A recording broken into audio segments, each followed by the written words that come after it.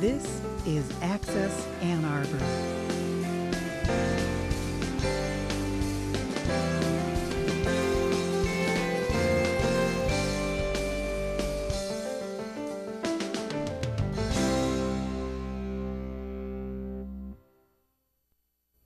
Hello and welcome to Autism Is Real. My name is Maria Kovari and I'm your host for next 30 minutes. Tonight we are going to talk about three different subjects that they are all related to autism. One of them is autism and court of law in 2016, 2015, 2014 and way before. The other one is autism, relationship between autism and the environment. I touch base about drinking water and the air that we breathe and also the vaccine that goes into the body of each individual infant when they were born before they're diagnosed with autism. And finally, I will go with some statistic, not only in America, but the rising number of autism, but also we compare America, USA with UK and Australia and some other part of the world, and we'll see which one is the highest rising number of autism. So let's touch base with autism and the court of law. As I mentioned in my previous program, the autism is neurological disorder. Different part of the brain does not communicate well with each other, and the brain chemical activities are not working well. To go back a little bit, and therefore the person with autism has a social behavioral problem, a speech problem, eye contact problem, and basically when every pediatric or neurologist try to diagnose the autism when it comes to infant, toddler and older, they look at three things, which is communication and behavior and social skill. But right now, I want to talk now that we know what autism is. As we know, the capital, Washington, D.C., has a federal program when it comes to people with mental health and specifically autism. That under the Washington, D.C. and federal government, there are different states. And each state has different county. For example, the state of Michigan has Ingham County, Wayne County, Macomb County, to mention a few, and Washington County. I want to specifically point a finger at Washington County. I have been observing 3-4 different group homes in Washington County for past many years, and I do have a loved one who at the moment live in one of the group home. My daughter live in one of the group home in Washington County right here in Ann Arbor. The summer of 2014, 2015, all 2015 and almost all 2016 is so that happened because of the collective individual at Washington community mental health. I had to go to probate court several times and sit with different judges, and it was a great deal of experience, and it was also costly out of my pocket, almost like above or to the border of $12,000 with 3 different lawyers. When it comes to autistic individual, a mother, a father, a blood relative, or somebody, it has to be a guardian, has to be appointed as a guardian. If the two are not eligible, or they tired, or they want to switch term, they have to pick a family member, or oftentimes Washington Community Mental Health will appoint a person from themselves, within their entity, to be a guardian. Now, each guardian goes to court every 5 to 6 years. And every 6 months, they are supposed to give a written report to probate court when it comes to be a payee, take responsibility for the financial and the money matter when, for the individual with autism, and also when it comes to medical decision making and hospitalization. All the important decision is up to the guardian, and it should be consulted with the guardian prior to do anything for the individual with disability when it comes to Washington Community Mental Health. Washington Community Mental Health owns 25 to 26 group homes right here in Washington County, and each one of them are having district supervisor. Under the district supervisor is house manager. Under the house manager is the assistant manager. And above all these people, there is a director of Washington Community Mental Health. And that director has to answer a committee that is outside of Washington Community Mental Health. There are probably 10, 20, 15 people that they have to report to the committee. And then it comes to, for example, Trish Cortez is a person who is a director at Washington Community Mental Health as we speak. And above her is Mr. Martin. And under Trish Cortez, there are different supervisors when it comes to the people that I dealt with, collective individual, this past summer of 2016 and also some of the 2015.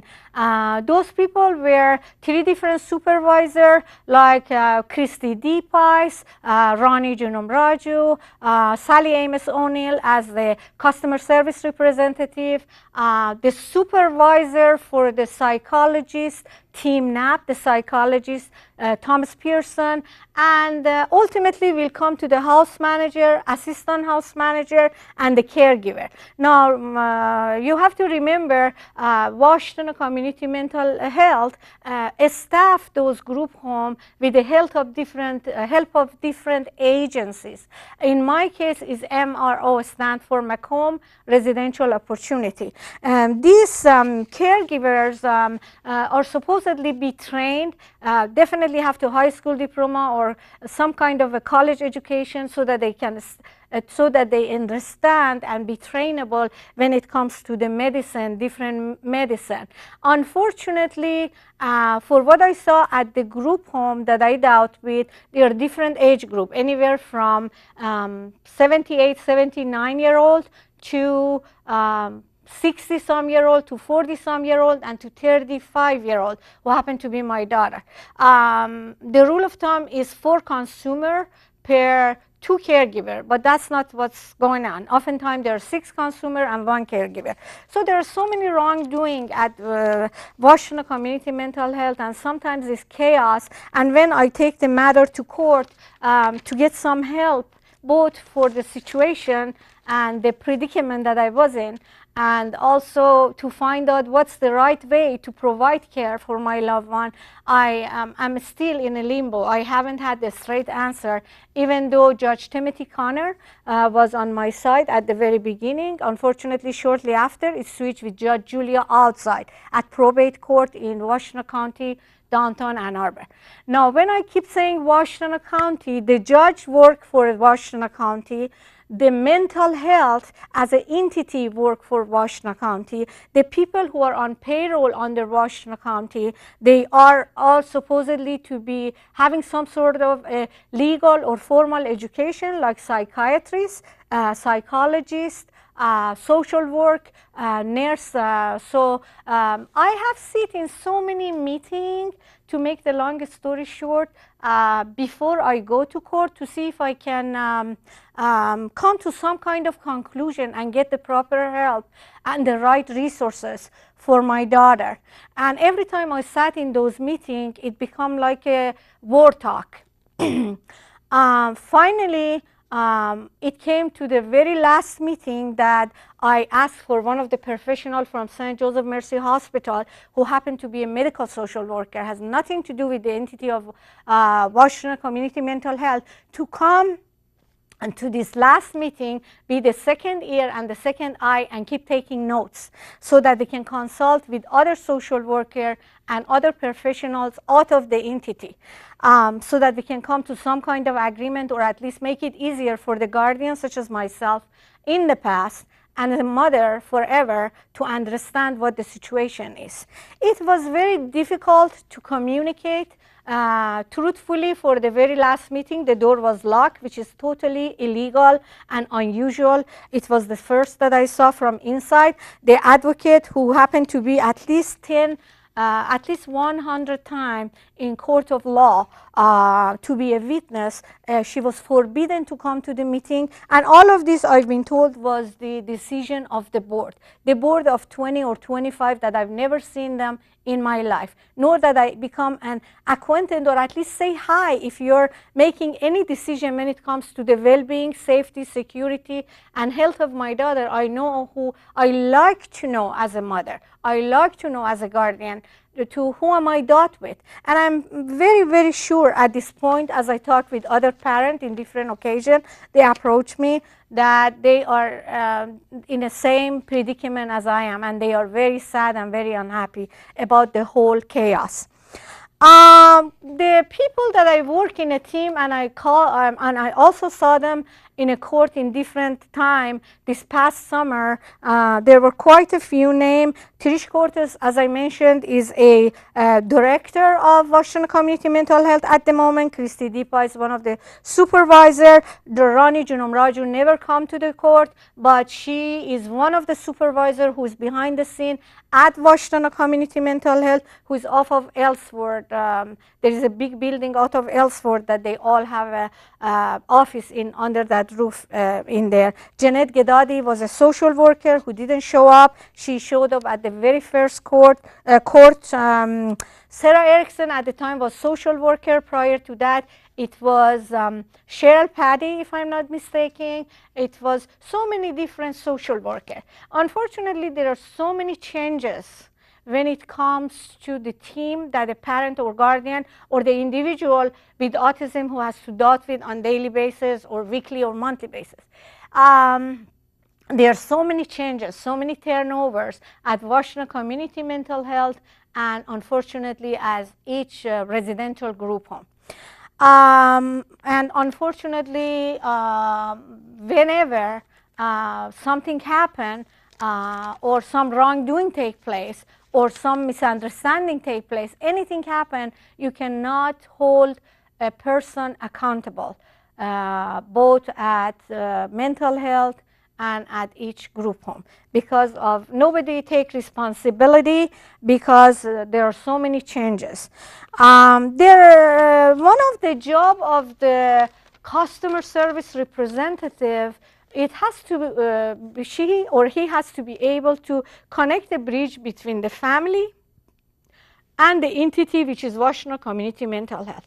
That person should do everything in her effort to keep the family together, because at the end of the day, it's all about the family. If you have a loved one, I happen to know so much about autism because it's my research of 35 years. And of course, when I start talking about the rising number of autism, I will tell you specifically how bad it is from 35 years ago compared to now. And unfortunately, government doesn't do anything about it. As I mentioned in my previous program, local government doesn't do anything about it. As I mentioned in my previous program, I happened to write 2 letters to the Office of White House to President Barack Obama. I get a response, and the President and the Office of President wanted to have people in Chicago to get in touch with the entity over here with Washington Community Mental Health and communication between them until they solve the problem to make the life easier both for my daughter and myself as a mother and as a legal guardian. That didn't happen, even though I was on the phone for almost a month, back and forth, and during 2015. Situation is really bad. I don't have to emphasize anymore. It's up to us parents to collaboratively work together and communicate with each other. If necessary, pick a place in Ann Arbor, sit together, exchange the information, exchange the experience, and come up with one good solution so that we can take it to Mr. Adam Zemsky, who is our state representative, and have him to take it to Capitol, which is Lansing, and from Lansing goes to Miss Debbie Dingell and Debbie Estebana, who take the subject all the way to Washington in Congress and in the House, if they talk about it, to make the situation easier. But for past 30 years or so, there is somewhat social awareness At least people, doctor office, when I go to grocery store, some people know about autism, whereas in the past nobody was like, what is autism? And now my last experience with one of the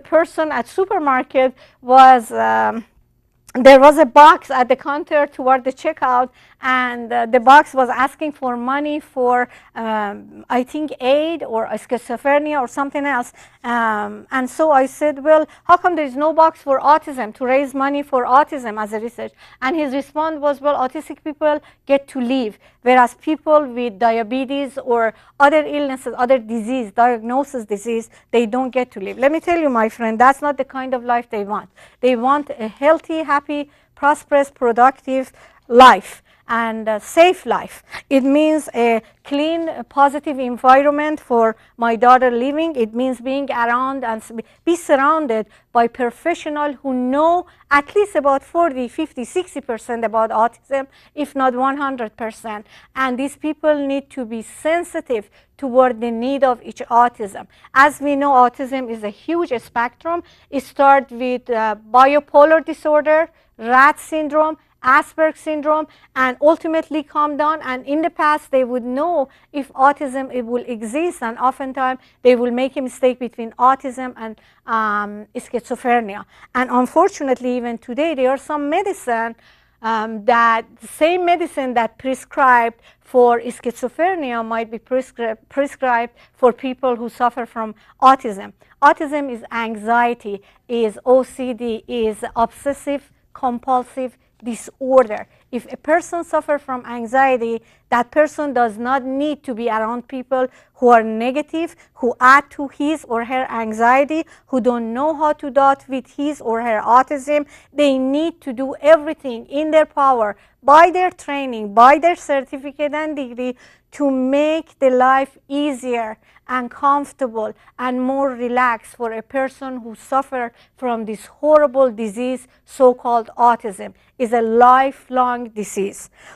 At this point, I'd like to talk a little bit about increasing number of autism. Between a year 2000 to 2008, now let me go back a little bit further. In 1981, there was 1 out of 10,000 children.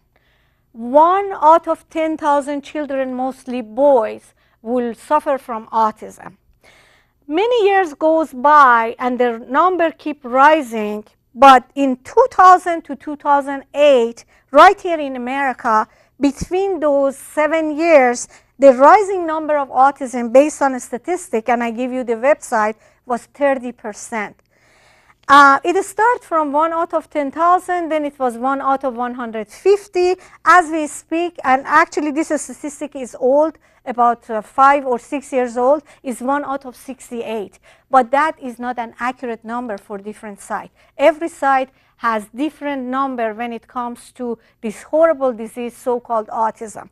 And I'm going to give you some example. Places that are so industrial, like New Jersey, like Alabama. In Alabama, 1 out of 175 child is autistic. It means it's less industrial. Perhaps the water is much more clean and pure to drink. Perhaps the air is more pure, plain and clean to inhale. Whereas New Jersey is 1 out of 46. Now, mind you, these statistics are from 2008 to 2010.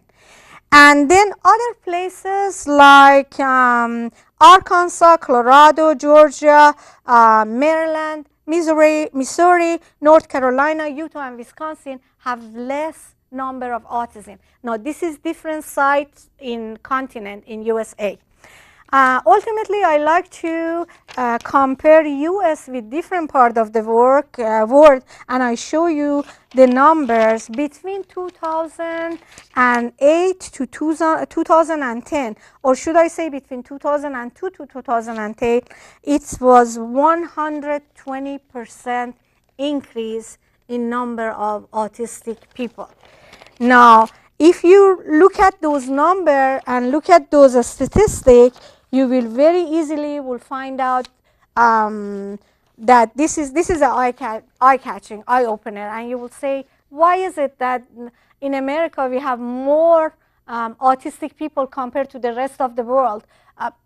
Some people might say, we have more population in America. We are a large continent. We are big cities.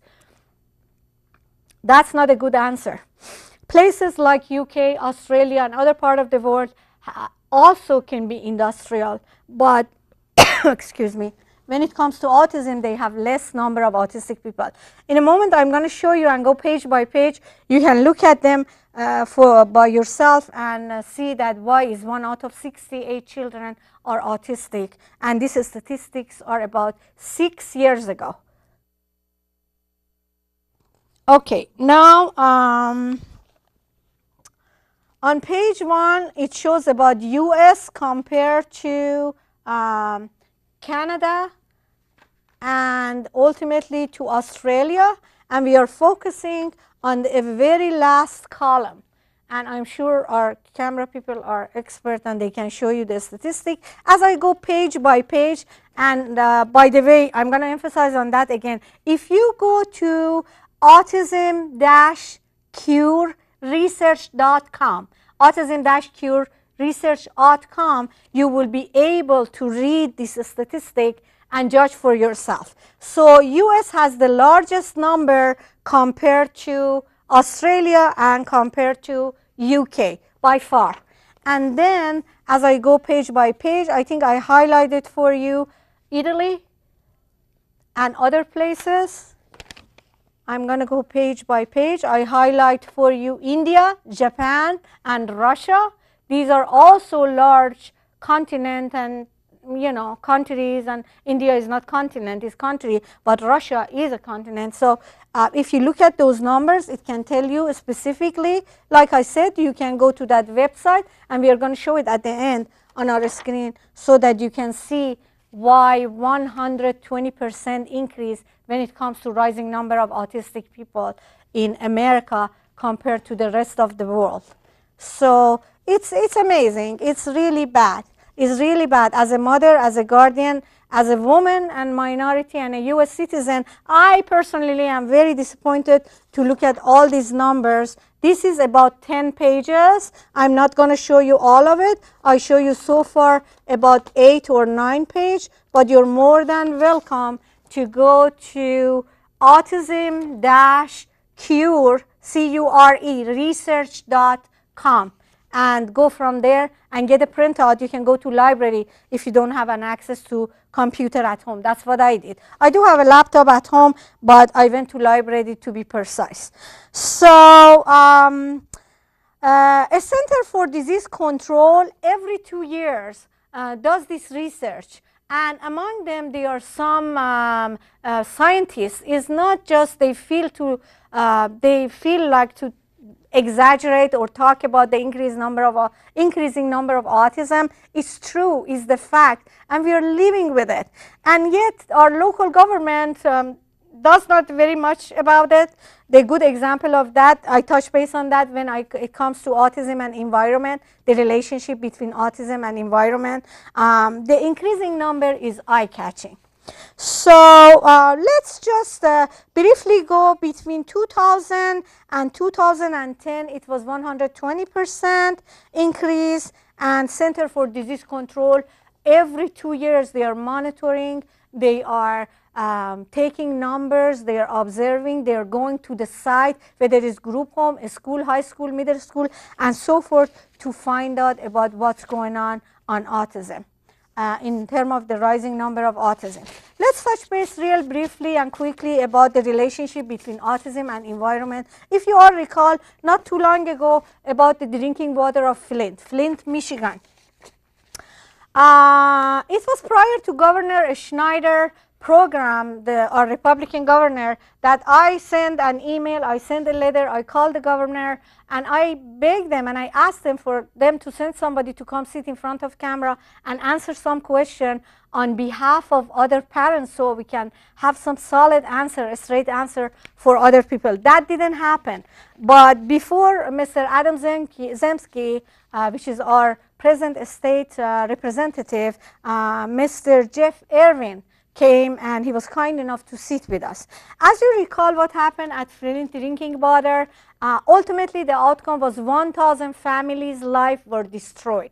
If the pediatric and the neurology wouldn't come forward and tell the truth, so as the white couple or the other couple and so many other people who came forward and they explained in detail what was happening to their children, anywhere from toddler to infant, middle school, high school, and so forth, the universe wouldn't know about what's going on in United States, let alone in Michigan. So come to find out, still Governor Schneider didn't take the responsibility, even though he's been reelected, and to just take care of the drinking water, even though we are surrounded by so many good lakes, like in Michigan, Lake Superior, Lake Michigan, Lake Erie, Lake Huron, and Lake St. Clair. Under Lake Michigan even, I've been told there is a pipe going, that this pipe has, due to erosion and global warming, it is leaking. It might leak. It needs to be replaced many, many years ago, and that didn't happen. There are so many factors when it comes to autism.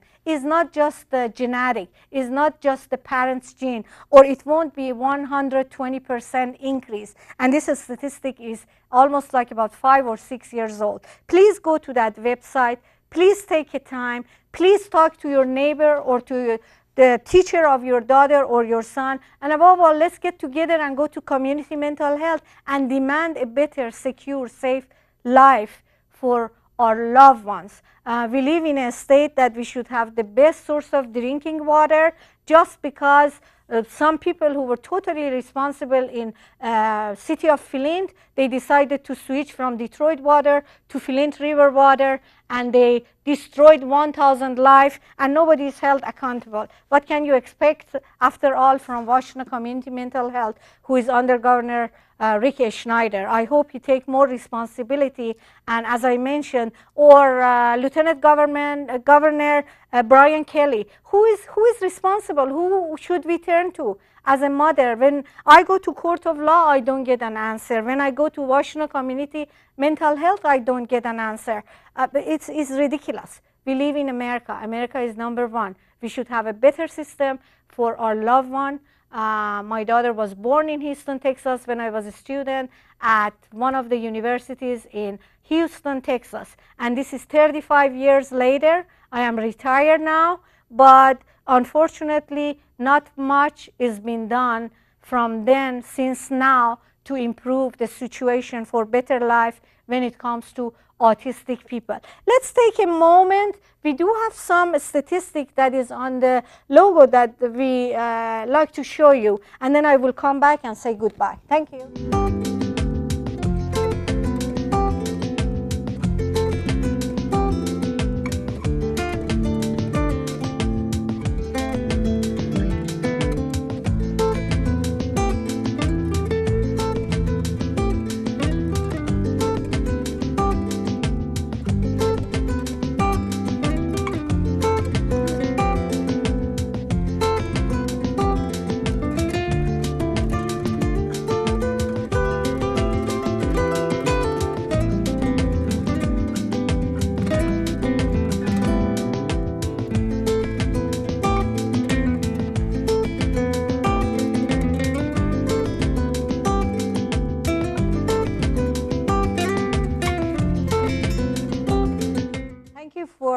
Coming back, I just want to take a few seconds to say goodbye, and we'll see you in near future.